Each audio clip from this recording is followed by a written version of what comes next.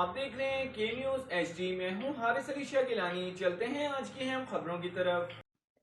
رخ کریں گے رینالہ خرد کا، جہاں سے رپورٹ کر رہے ہیں ہمارے نمائندے سجاد خالق لکھوی۔ 1925 میں قائم ہونے والے ایشیا کے پہلے ہائیڈرل پاور اسٹیشن کے قیام اور نہر لوئر باری آب کے ذریعے علاقہ 1A میں پمپنگ اسٹیشن کے قیام سے خوشحالی آئی۔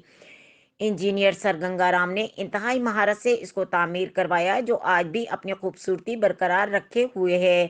یہاں 5 مشین نصب کی گئیں، جہاں 1.1 میگا واٹ بجلی تیار ہو رہی تھی، مگر نہروں کی مکمل بھل صفائی نہ ہونے کی وجہ سے اس کی پیداوار 0.5 چل رہی ہے۔ ہائیڈرل پاور اسٹیشن کے خالق کی اس تخلیق کا منہ بولتا ثبوت ہے کہ آج بھی یہاں ماہانہ 2 تا 2.5 لاکھ یونٹ پیداوار ہو رہی ہے۔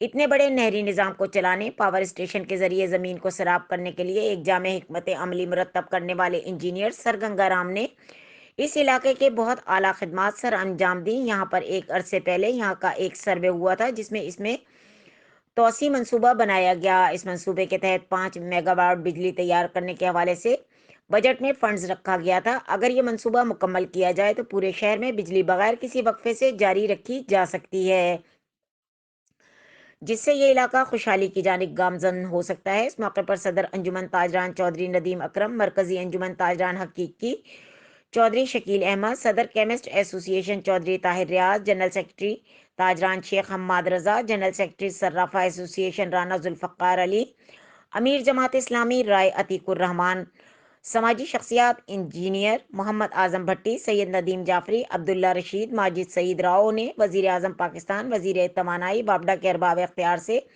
اپیل کی ہے کہ موجودہ بوسیدہ مشین درست کی جائے، بلکہ اس کو توسیع دے کر علاقے کی ترقی میں حائل رکاوٹ کو دور بھی کیا جائے۔ مزید خبروں اور اپڈیٹس کے لیے ہمارے ساتھ رہیے گا، تب تک کے لیے اپنا خیال رکھیے گا۔ اللہ حافظ۔